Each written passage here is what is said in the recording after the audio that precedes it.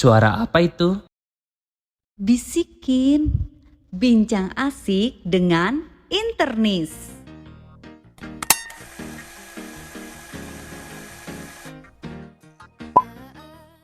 Assalamualaikum warahmatullahi wabarakatuh. Halo Sobat Sehat, saya Bidan Linda dari Rumah Sakit Umum Daerah Awet Muda Narmada. Pada hari ini kita akan podcast dengan judul Bisikin, Bincang Asik dengan Internis. Pada kali ini kita akan berbicara dengan dokter spesialis penyakit dalam Rumah Sakit Umum Daerah Awet Muda Narmada, yaitu Dr. Iketut Adi Suryana SPPD, dikenal dengan Dr. Adi. Halo dok. Halo. Sehat dok? Sehat. Iya. Jadi di sini kita temanya tentang diabetes dok, di mana pada peningkatan kematian di Indonesia ini sangat tinggi terkait dengan penyakit diabetes itu sendiri dok. Untuk lebih dalam lagi kita berbicara tentang diabetes, maka kita ulas nih dok, berbicara santai saja dengan Pak Dokter tentunya. Jadi di sini sering Winda dengar ini dok tentang penyakit diabetes itu. Jadi masyarakat masih awam tentang diabetes itu sendiri, apa sih dok? Oke. Diabetes itu sendiri adalah suatu penyakit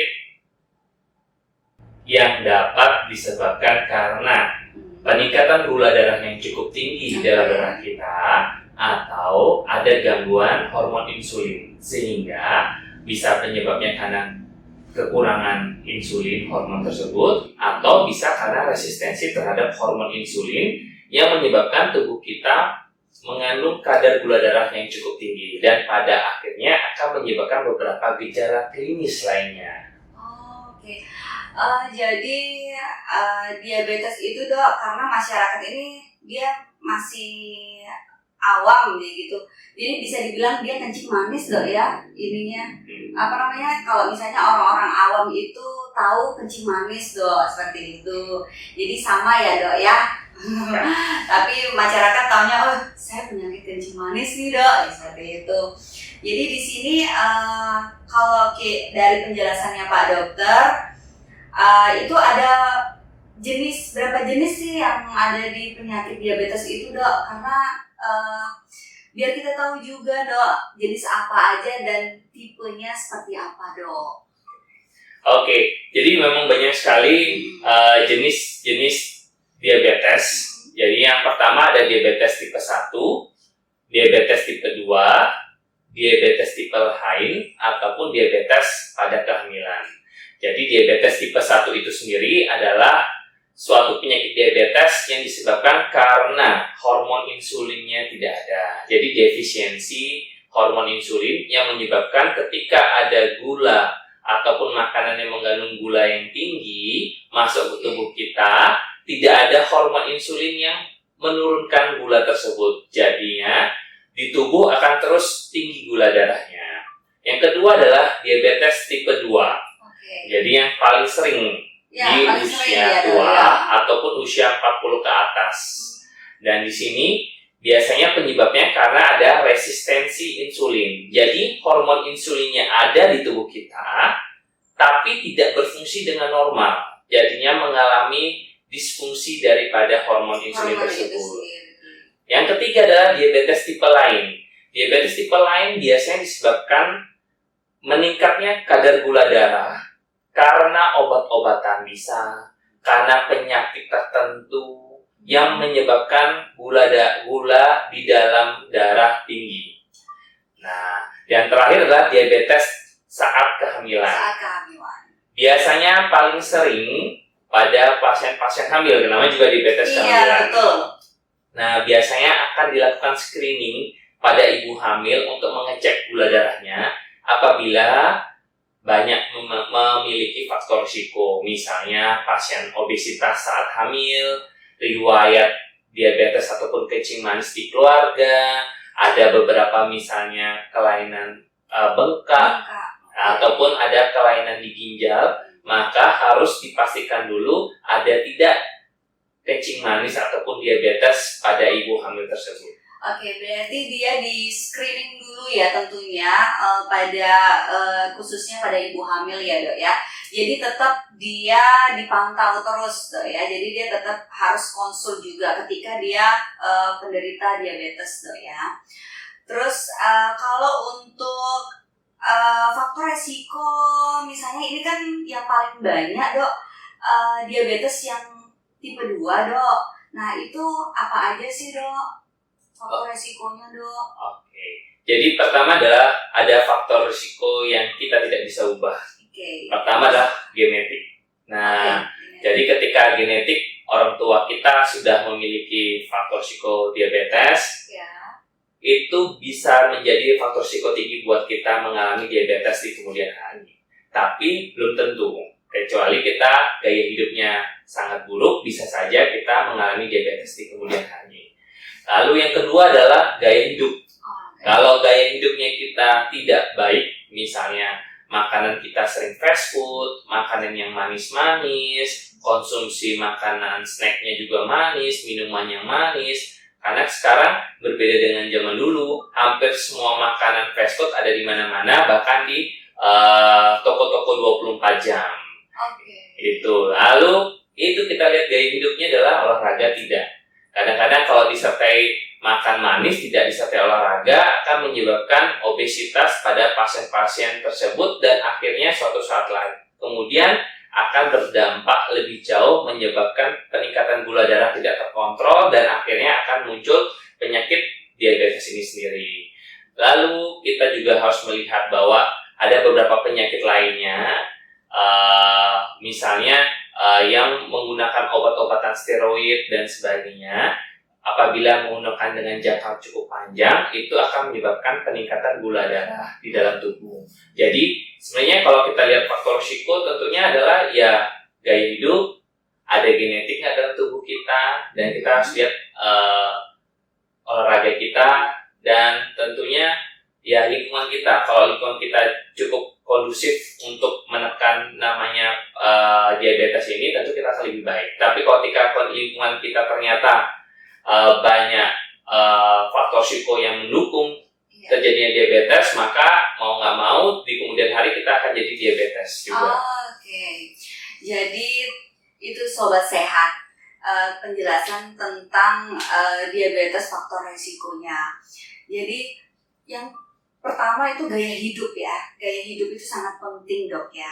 Oke, gaya hidup, terus kemudian konsumsi junk food ya, banyak sekali itu, apalagi masih muda junk food terus sampai ini, jadi harus benar-benar dijaga ya Pak Dokter ya. Nah, bagaimana sih dok kita itu tahu bahwa kita itu terkena diabetes tipe 2 dok? Jadi rata-rata pasien diabetes, terutama diabetes tipe 2, ada gejala-gejalanya. Ada 4 yang paling penting biasanya sering didengungkan di masyarakat. Pertama adalah ada polifagi. Polifagi itu keinginan untuk makannya tinggi, makan terus. Ada namanya polidipsi. Polidipsi itu adalah banyak minum. Habis makan, banyak minum kok tidak sesuai dengan orang normal, minumnya berlebihan. Padahal tidak habis olahraga, tidak apa, tapi minumnya banyak sekali. Lalu yang ketiga ada poliuri. Poliuri itu artinya kencingnya terus-menerus, bahkan sering kencing di tengah malam, terbangun hanya untuk kencing saja. Habis itu bangun, tidur lagi, bangun lagi untuk kencing dan sebagainya, yang menyebabkan kualitas tidurnya juga terganggu. Dan yang terakhir adalah peningkatan berat badan, dan akhirnya diiringi dengan penurunan berat badan. Jadi karena makannya banyak, lama-lama naik berat badannya, terus akhirnya karena tidak resistensi daripada insulin, akhirnya muncul penurunan berat badan di akhir. Jadi yang paling sering adalah polifagi, polidipsi, poliuri, dan disertai penurunan berat badan. Oke dok, jadi untuk bagaimana sih kita tahu untuk menegakkan diagnosa dok diabetes tipe 2 ini dok? Oke, jadi kalau sobat sehat di sini untuk menegakkan diagnosa diabetes itu sangat mudah. Pertama adalah kita harus mengecek gula darah dulu, Win. Jadi pertama dicek gula darah saat puasa. puasanya harus selama 8 jam. Jadi selama 8 jam dicekkan gula darah. Ketika gula darah puasa di atas 126, maka kita bisa sebut dengan diabetes. Lalu kedua adalah gula darah 2 jam setelah makan. Ketika sudah puasa diberikan 75 gram glukosa yang makan mengandungan gula, habis itu 2 jam kemudian kita periksakan lagi gula darahnya. Ternyata gula darah 2 jam setelah makannya di atas 200, kita sebut juga dengan diabetes. Ketiga, artinya ada gula darah sewaktu-waktu misalnya habis makan, sebelum bangun tidur, bebas diperiksakan, dicek gula darahnya dan di atas 200, maka kita sebut juga dengan diabetes. Plus ditambah atau disertai dengan trias gejala klinis diabetes yang tadi saya sebutkan, polifagi, polidipsi, dan poliuri. Dan kriteria keempat yaitu adalah apabila ada pemeriksaan kadar HbA1c. Nah, jika kadar HbA1c-nya lebih dari 6,5%, maka kita sebut dengan diabetes. Jadi Pak Dokter, di sini diabetes itu kok bisa ya dia tuh lebih menyerang ke kaki kita, Pak Dokter?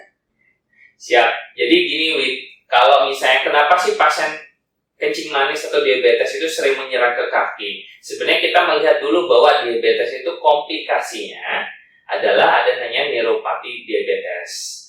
Nah, biasanya dengan neuropati diabetes ini pasien akan merasa kesemutan, merasa tebal kakinya. Jadinya ketika pasien diabetes sering sekali tidak menggunakan alas kaki yang benar. Tidak menggunakan alas kaki yang benar, maksudnya kekecilan ataupun tidak nyaman, ataupun saat berjalan tidak melihat sesuatu. Kadang-kadang ketika tidak menggunakan alas kaki akan terinjak batu, akan muncul luka. Habis itu sepatu kekecilan atau alas kaki kekecilan akan menyebabkan iritasi dan lama-lama ada luka. Ataupun jalan kaki kebentur tidak sengaja kena tembok, kena meja, kaki meja, akhirnya muncul luka. Dan pasien diabetes itu sudah diketahui apabila gula darahnya tidak terkontrol akan susah sembuhnya. Dan apabila sudah ada komplikasi neuropati diabetes, pasien tidak berasa. Dan kalau misalnya Winda lihat bahwa kita jarang sekali membersihkan kaki. Iya betul Dok.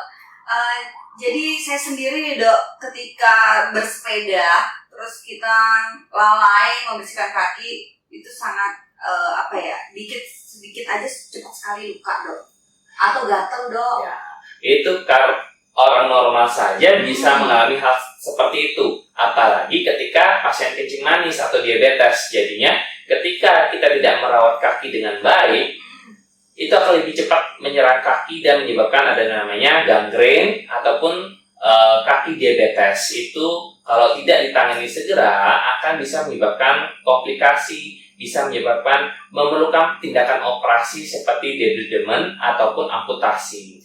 Wow, sampai amputasi ya Dok ya? Ya. Berarti kita harus benar-benar dijaga kebersihannya Dok ya. Halo Sobat Sehat, kali ini kita sudah selesai membahas tentang diabetes, baik itu gejala klinis, faktor resiko, dan penegakan diagnosa. Demikianlah episode Bisikin kali ini dengan saya Bidan Dinda dan Dr. Iketut Adi Suryana SPPD. Sampai jumpa di episode Bisikin selanjutnya. See you!